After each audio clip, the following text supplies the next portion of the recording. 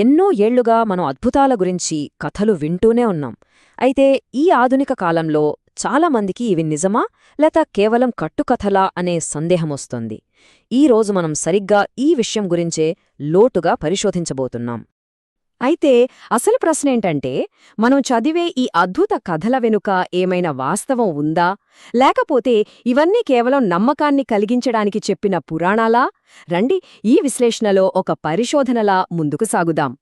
ఈ విషయాన్నే అర్థం చేసుకోవడానికి మనం లూకా సువార్తలోంచి 2 చాలా ఆసక్తికరమైన కథలను తీసుకుందాం. వాటిని పరిశీలిస్తే మనకేం తెలుస్తుందో చూద్దాం. రైట్, ఇక మనం మొదటి కథలోకి వెళ్ళిపోదాం. ఇది లూకా 7వ అధ్యాయంలో కనిపించే ఒక రోమన్ శతాధిపతి గురించి. ఇక్కడ అధికారం అనే పాయింట్ చాలా కీలకం. మనమిక్కడ చేస్తున్న విశ్లేషణ ఊరికే పైపైన చెప్పేది కాదు. ఈ మూల గ్రంథాన్ని చాలా లోతుగా అధ్యయనం చేసిన తర్వాతే మాట్లాడుతున్నాం. అప్పుడే మనకు కథలో ఉన్న అసలు విషయం అర్థమవుతుంది. ఇక్కడ చూడండి, ఈ శతాధిపతి క్యారెక్టర్ ఎంత కాంట్రాస్టింగ్గా ఉందో. అతను ఒక పక్క రోమన్ సైనికుడు, అంటే ప్రజల్ను అణిచివేసే సామ్రాజ్యానికి ప్రతినిధి.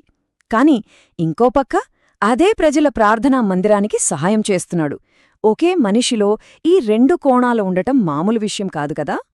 అతను యేసుకు పంపిన మెసేజ్లో అన్న మాటలివి. వినడానికి చాలా వినయంగా అనిపించినా దీని వెనుక చాలా పెద్ద అర్థముంది.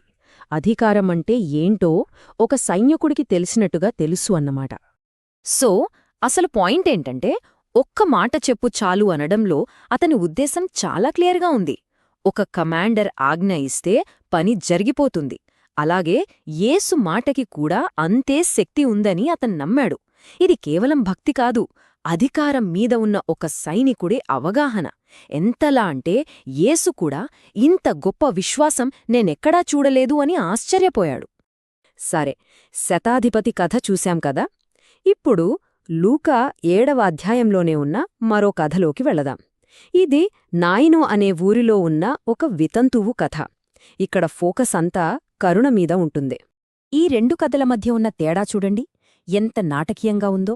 ఒకవైపు అధికారం, సంపద, హోదా అన్నీ ఉన్న శతాధిపతి, మరోవైపు సమాజంలో ఏ గుర్తింపు లేని, ఆధారం కోల్పోయిన ఒక నిస్సహాయ వితంతువు. ఈ రెండింటినీ పక్కపక్కన ఎందుకు పెట్టారంటారు? ఇది యాక్సిడెంట్ కాదు.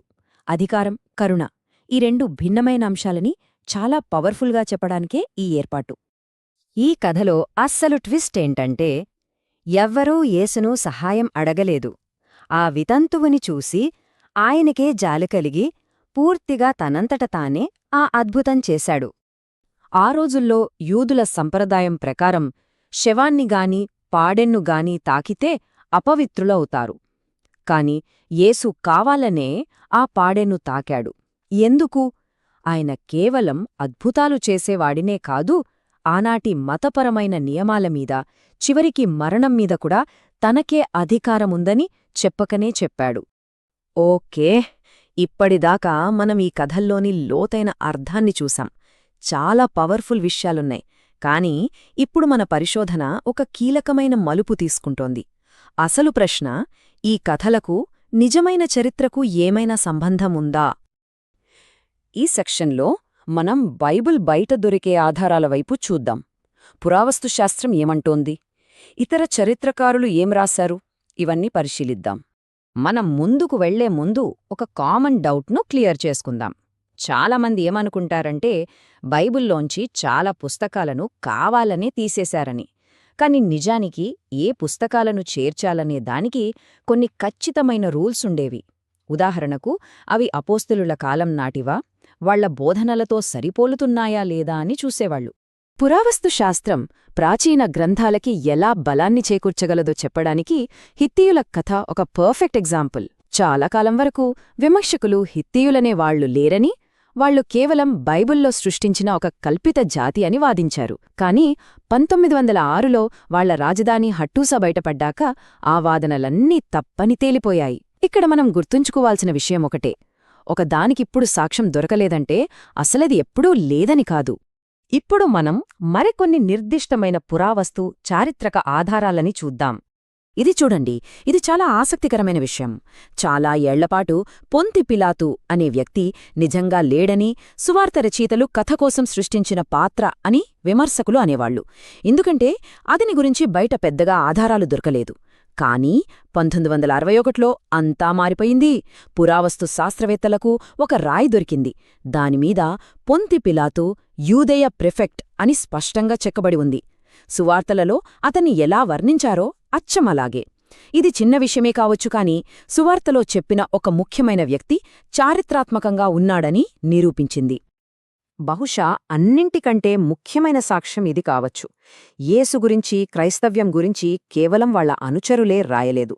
జోసెఫస్ లాంటి యూద చరిత్రకారులు, టాసిటస్ లాంటి రోమన్ చరిత్రకారులు, వీళ్ళెవరూ క్రైస్తవ మతానికి అభిమానులు కాదు. అయినా సరే వాళ్లు ఏం రాశారంటే, యేసు అనే వ్యక్తి నిజంగానే ఉన్నాడని, అతన్ని పిలాతు చంపించాడని, అతని అనుచరులు అతన్ని దేవునిలా ఆరాధించేవారని రాశారు. అంటే శత్రువులు కూడా ఈ మూల విషయాలని ఒప్పుకున్నారన్నమాట. సరే, ఇప్పటిదాకా మనం 2 విషయాలు చూశాం. ఒకటి కథలోని అంతరార్థం, రెండోది దానికి సంబంధించిన చారిత్రక ఆధారాలు. ఇప్పుడు ఈ రెండిటినీ కలిపి చూద్దాం. మొత్తంగా చూస్తే మనకు ఏమర్థమవుతోంది? ఒకవైపు సువార్త కథలో అధికారం, కరుణలాంటి చాలా లోతైన విషయాల గురించి మాట్లాడుతున్నాయి. మరోవైపు పురావస్తుశాస్త్రం, ఇతర చరిత్రకారుల రచనలు ఆ కథలు జరిగిన కాలం, ప్రదేశం, మనుషులు నిజమేనని బలపరుస్తున్నాయి. అంటే వేర్వేరు మార్గాల్లోంచి వస్తున్న సాక్ష్యాలన్నీ ఒకే దిశను చూపిస్తున్నాయి. చివరగా ఈ విశ్లేషణంతా మనల్ని ఒక ముఖ్యమైన ప్రశ్న దగ్గర వదిలేస్తుంది. ఈ కథల వెనక ఉన్న చరిత్ర గురించి తెలుసుకోవడం, వాటిని మనం చదివే విధానాన్ని, అర్థం చేసుకునే తీరును ఎలా మారుస్తుంది? కథకి, చరిత్రకి, నమ్మకానికి మధ్య ఉన్న ఈ బంధం గురించి ఆలోచించాల్సిన విషయమే కదా.